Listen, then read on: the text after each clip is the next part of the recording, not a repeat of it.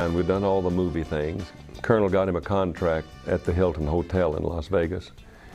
And they called us to go. But we didn't know what to do because we were running 8 out of the top 10. And we had 34 recording sessions already scheduled for the time that we would have been out there. But they didn't really tell Elvis why we weren't there. Now, we had just done in 1966 the How Great Thou Art album, and the Imperials sang with us on that. And he loved the Imperials too. So we contacted the Imperials, and they went out and did 3 seasons, 2 years with him, as I remember. And they got enough of that type of life, so they went on their way. And J.D. Sumner, they called the office to see about them, and they said, well, they're booked out, but I can bring my group if you'd like me to. Well, he liked the Stamps too, so he brought them out to do the shows. I don't think he put as much heart. He didn't have a soul in his music as much after we quit. He always was hurt, deeply hurt. And I didn't realize till even later how much he was hurt because of Jordanaires and DJ and Scotty. See, Bill Black had passed away, but DJ and Scotty and Millie Kirkham, all of us quit about the same time.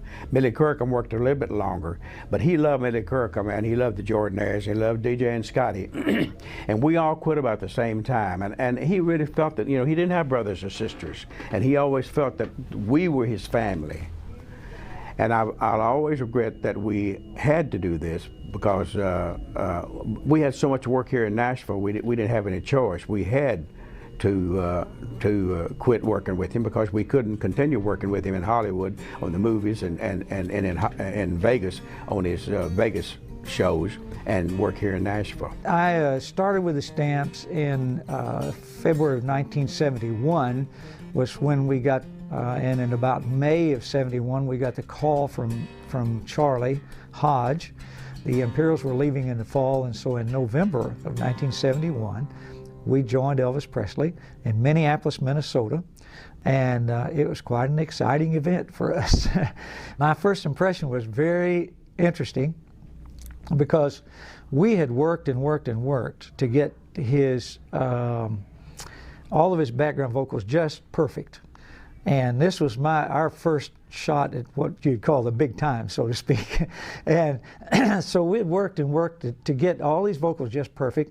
And we go in this rehearsal room at the hotel in Minneapolis. We went in there, and the band was there, and Charlie Hodge was there, and several other people were there that worked with Elvis, but Elvis wasn't there. We ran through 3 or 4 of the songs, and then we just stopped.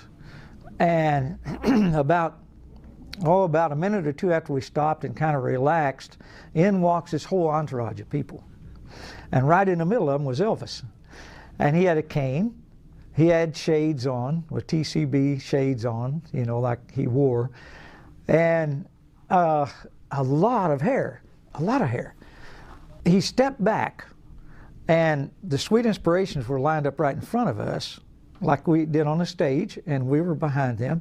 He stepped back out between 2 of the Sweet Inspirations, and he got back just about 10 feet, or maybe 8 feet, something like that. And when he got back there, he just reached up and grabbed his head, and he had a wig on. And he took this wig off and threw it at the foot of Estelle from the Sweet Inspirations, because he never wore a wig, didn't need one, but he just had one that day, just teasing. He threw it at the foot of Estelle, the Sweet Inspirations. She fell out. I mean, literally fell on the floor, laughing. It was the most hilarious introduction I've ever had to anybody, and that's how I met Elvis Presley.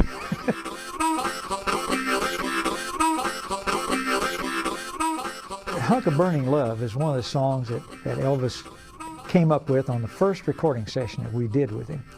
And I wasn't used to working with him in the studio yet, so I didn't quite know how to act. So before we recorded, Charlie Hodge, who was his right-hand man, came to us and he said, guys, he said, when Elvis records, he likes to do what he likes to do. And he said, if he points at you, he wants you to do something musically to impress him. He said that's what he usually, if he points at Burton, or if he points at Glenn Hardin or somebody, he wants them to do something, you know, a little something extra. So we were singing Hunk of Burning Love. We was doing the ending, and he's going, you know, Hunk of Burning Love. And he was doing hunk of burning love, hunk of burning love. And he pointed at me. And I didn't know what to do. I was petrified. And so when he pointed at me, he acted like he went like kind of like this, and I thought, well, he wants me to sing something high. So I just screamed real high. I tried to do it on pitch, of course, but I screamed real high. He said, "That's it, that's it." So for the next 3 hours, we went through that song and did that ending over and over and over until we got it just like he wanted it. And I was hoarse when I got done. And it all happened in the studio, RCA Victor in Hollywood, California.